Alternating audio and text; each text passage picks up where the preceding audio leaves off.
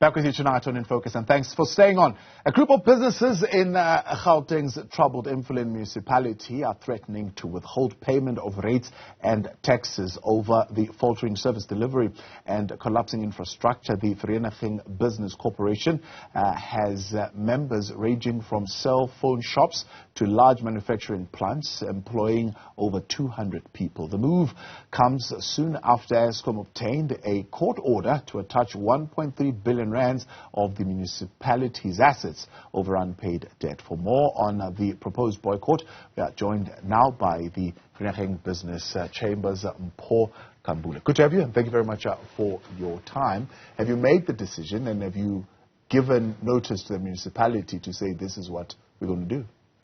Yes, no, good evening to you and the viewers, Thabo. Yes, you are correct. I mean, the situation in Emfuleni has now become a popular, daily story. That Emfuleni is always, in the news for bad reasons and wrong reasons.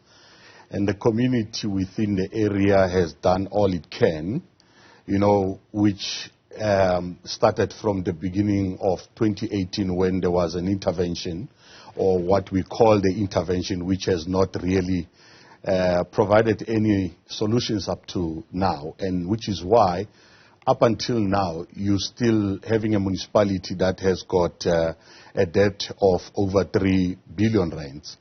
And so that is why we had to sit down as business in the area, because businesses in the area are really leaving the area.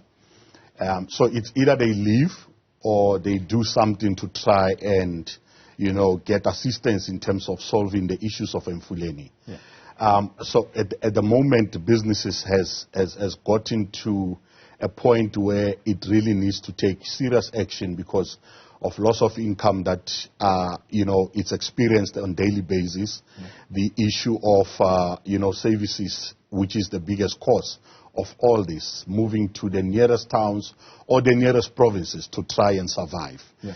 As we government's saying, but you've got to be a little bit patient. It's not going to take 3 months to turn around the situation in Emfuleni. In fact, one of the reasons that they are pointing to is the fact that they are being penalized by interest from Eskom.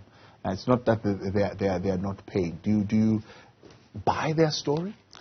Not at all, Thabo. And that's why we're saying the issue doesn't come now.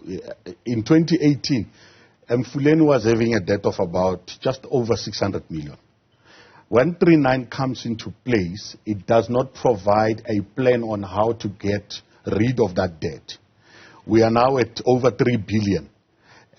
So you can understand the patience. If you talk about patience of 2018 up until now. In fact, prior to 2018, which is what led into the intervention, was already a crisis in Emfuleni, which led into that intervention. And now that cannot be called patience anymore.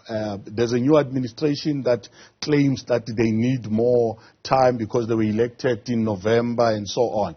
The municipality and government doesn't change. It doesn't matter whether you've got the new people in place or not. You remain a government regardless of who is actually there in the municipality.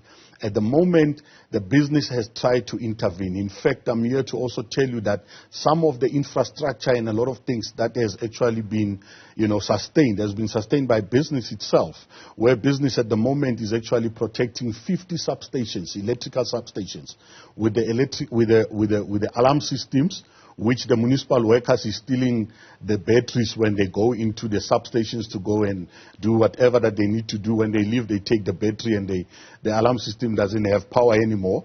Where you have got the business trying to, close the potholes, paint the roads, try to clean the town and so on. As we speak, we have got our own employees from business side, which we are paying to clean the town on a daily basis. You never find municipal workers working there. So what we are saying is that until when the intervention by business, which has now used more than 5 million rand to try and intervene, substations that have not been vandalized for the past 2 years have only been like that due to the business intervention and nothing else.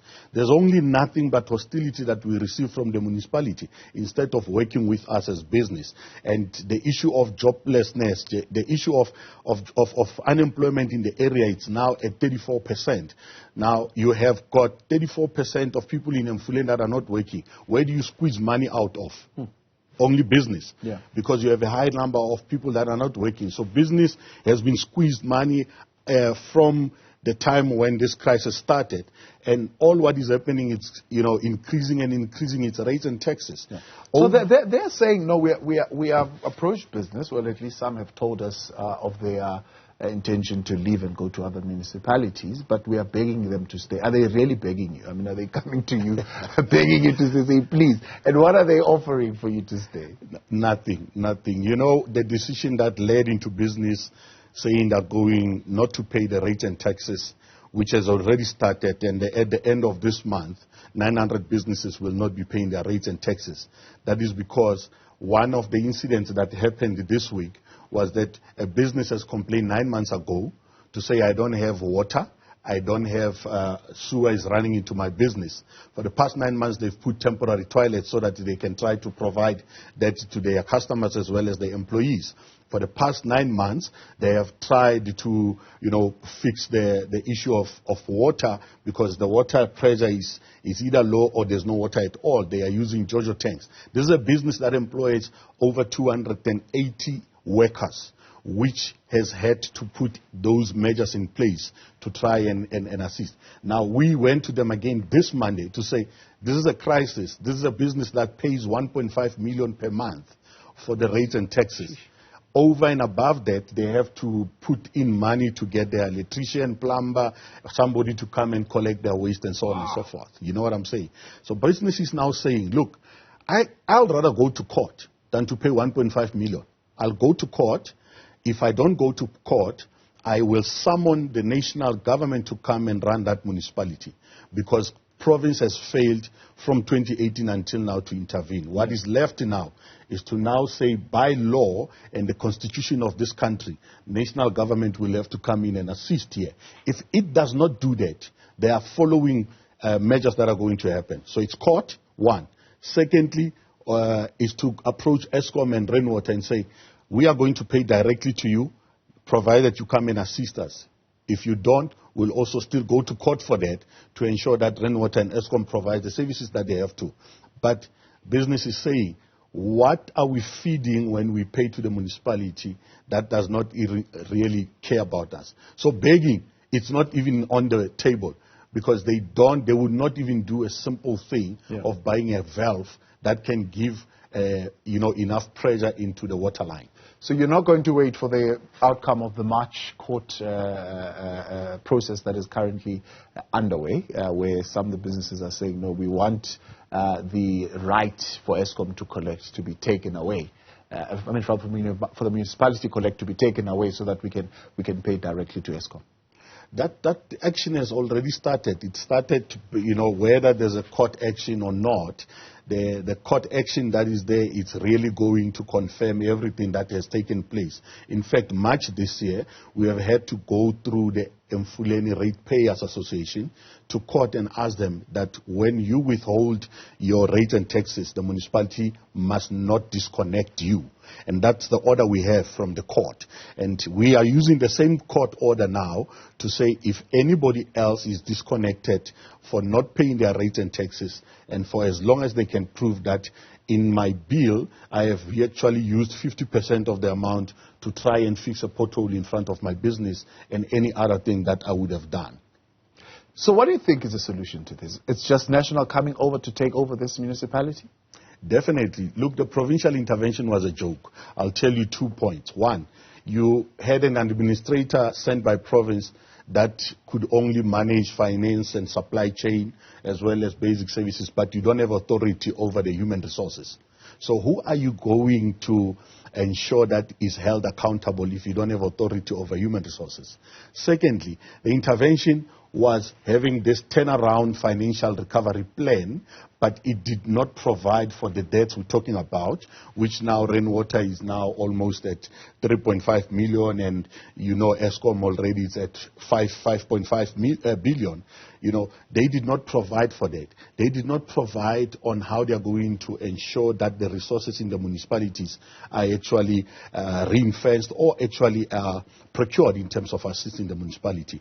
The national government, as per the constitution of this country, will have to come in and run the municipality, and we actually have a case study or case laws in that effect, which will have to be one of our arguments going to court. And why we need the national government to come in, it's as if you are trying to get water from a bucket that has got holes. It doesn't matter how much or how fast you fill it up. You fill it up. Yeah. You'll never get anywhere. Yeah. So national government now will have to come in. It will either come in by court action or by us ensuring that there is a boycott that will stay for as long as they are not coming through to assist. They are not serious about assisting Emfuleni. In fact, the reason I'm here is not necessarily to look for something from the municipality, because the municipality is in shambles. Yeah. Why would I look for something? Why would business go ahead and look for something? We're looking for province and national now to pay attention in the situation of Emfuleni. The fact that Emfuleni is on the use is not a soapy for us. It's a nightmare. We are living in sewer in the houses, in sewer in the businesses, the issue of closing down of businesses and so on and so forth. Mpho, appreciate your time. Thank you very much. Hope you're listening and they heard you loud and clear this evening. That is the Vereeniging Business Corporation's Mpho Khambule.